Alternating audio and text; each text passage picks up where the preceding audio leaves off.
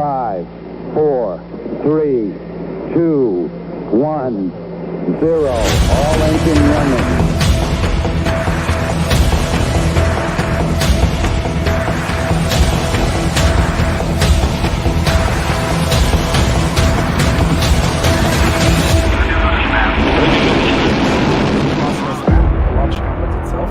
To me is an incredible opportunity. I would love to do something like that. Liftoff, vehicles clear the pad.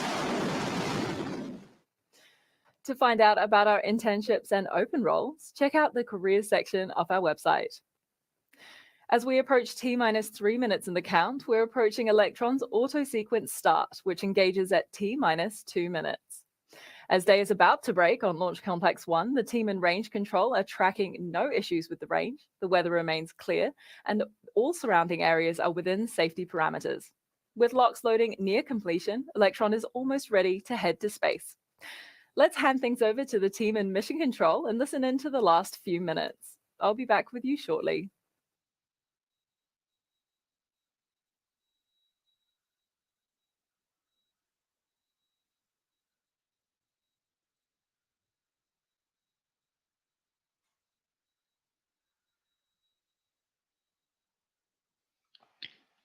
All stations LD on mission. From now on, there should be no red flags in your critical LCCs. VCON LD mission. LD VCON. Confirm all expected flight computer ASGOs are green. Confirmed ASGOs are green. Lock auto sequence and confirm. Confirmed auto sequence is locked. Okay, all stations, we are go for auto sequence start at T-minus 2 minutes. LD is go for launch. LD shadow, confirm go for launch. Confirm, go for launch.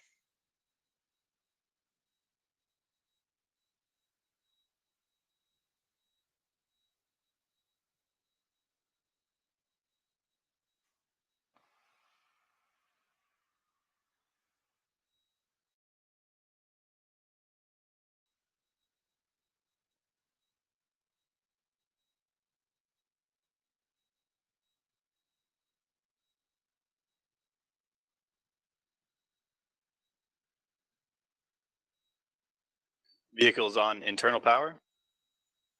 AFTS is green and enabled for flight.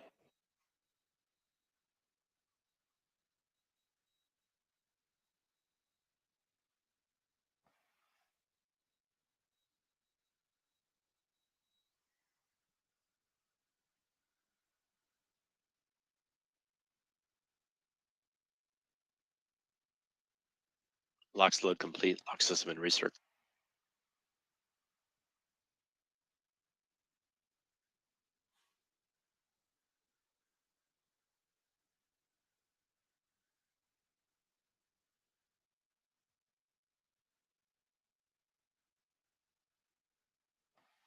All helium anti-gas ring disabled.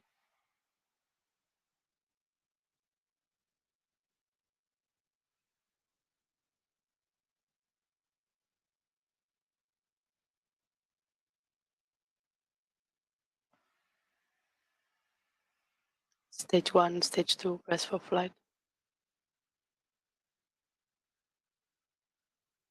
High flow engine purge enabled.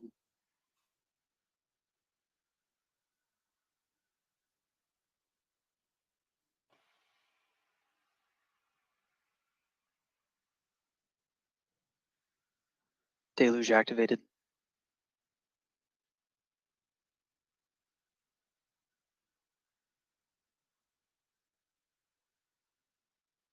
T-minus 20 seconds and counting.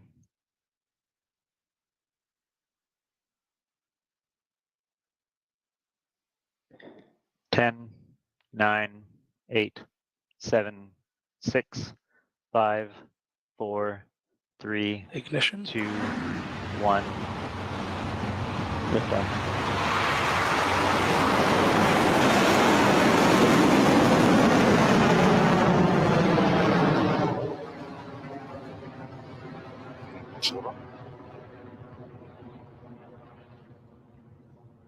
Stage 1 proportional, nominal.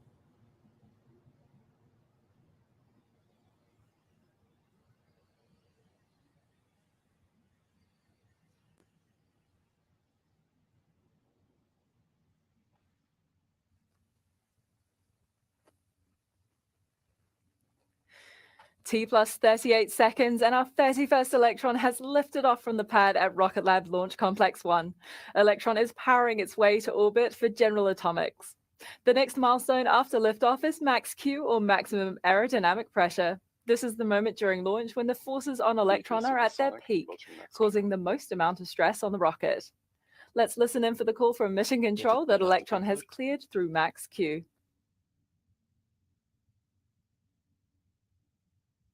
Cleared max Q. HV battery discharge nominal.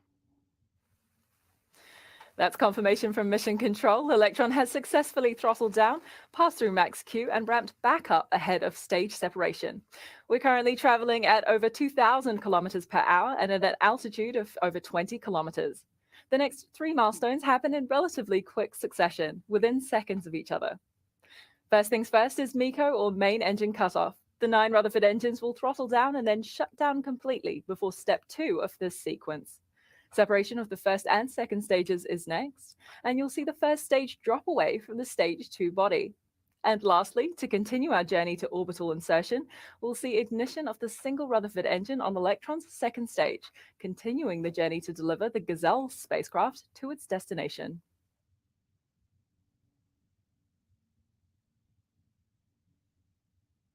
"15 seconds to MECO.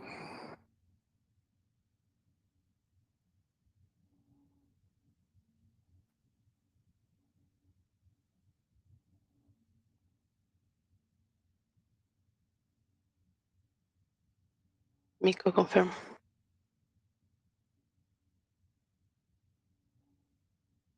Stage separation successful. Stage 2 ignition.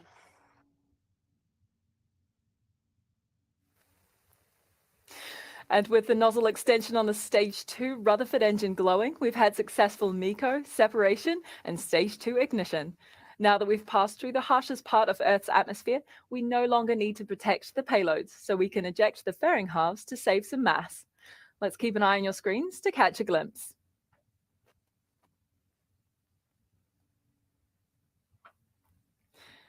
You might have caught a flash of it there on your screen. This fairing has successfully ejected. Stage 2 is continuing nominally with its General Atomics payload to orbit. The vehicle is currently at over 120 kilometers of altitude and reaching speeds of more than 8,500 kilometers per hour.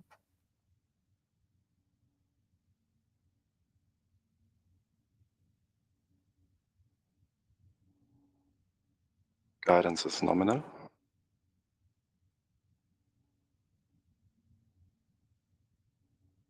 Stage 2 propulsion is nominal.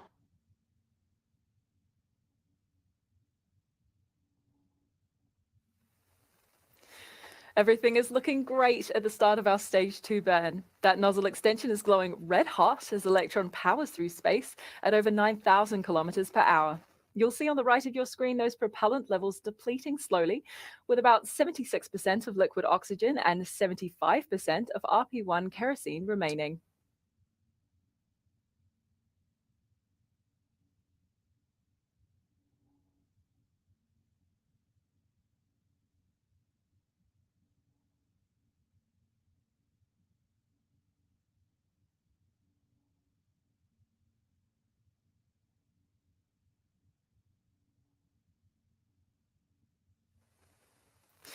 If you're just joining us, we're live for our 31st Electron mission at Argos Up From Here for General Atomics.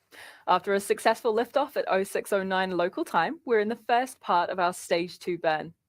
And in case you weren't aware, this week is actually World Space Week, an international celebration of the space industry and the part it plays in the future of humanity.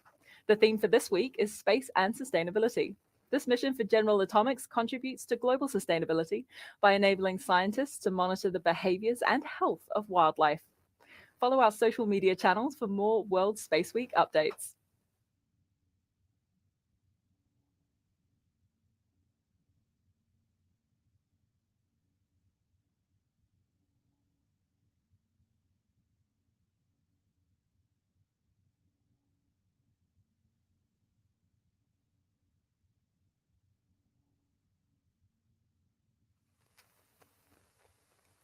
Those familiar with our 3D printed engines will know that Rutherford engines use batteries to power their propellant pumps.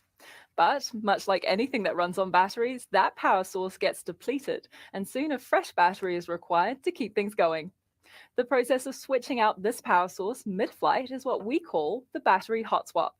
You should see the battery packs falling away, that shiny silver object on the right of your screen.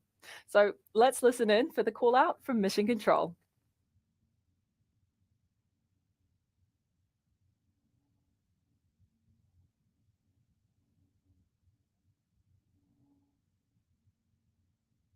Stage 2 propulsion still nominal. Hot swap successful.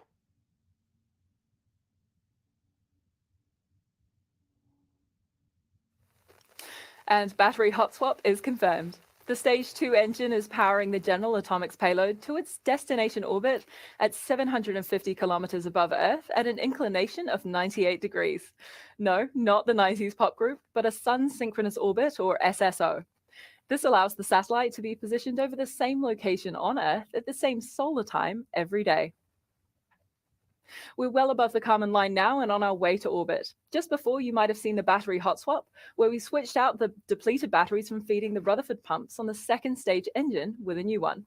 The pumps are driven by an electric motor which provides fuel and oxidizer to the combustion chamber, spinning at a rate of over 42,000 RPM.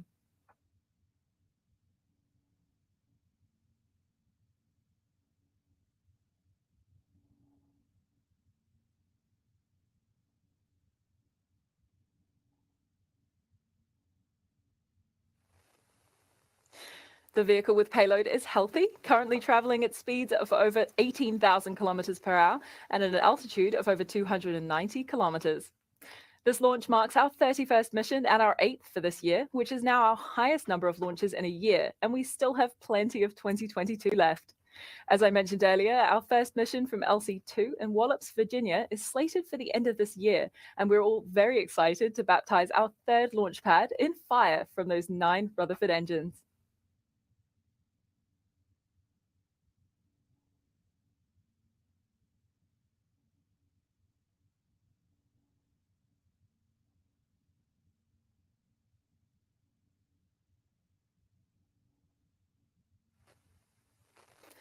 A quick update from Mission Control for our 31st Electron mission at Argos up from here. Electron is cruising at a speed of over 22,000 kilometers per hour, and it's in an altitude of just over 300 kilometers. With just a 10% LOX remaining and 10% RP1 remaining, we're coming up on SECO or second engine cutoff ahead of kick stage separation. Guidance on toner, 27 seconds remaining.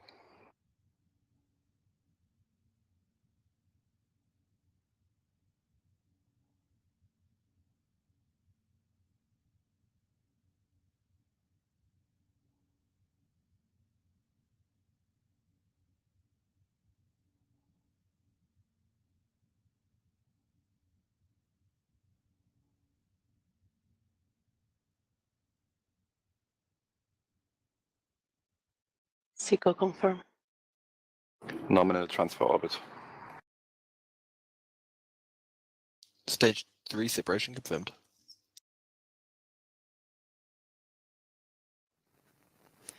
Much like main engine cutoff, the Stage 2 Rutherford has now throttled down before the stage separates from the kick stage as it continues on to payload deployment in the next 40 minutes or so.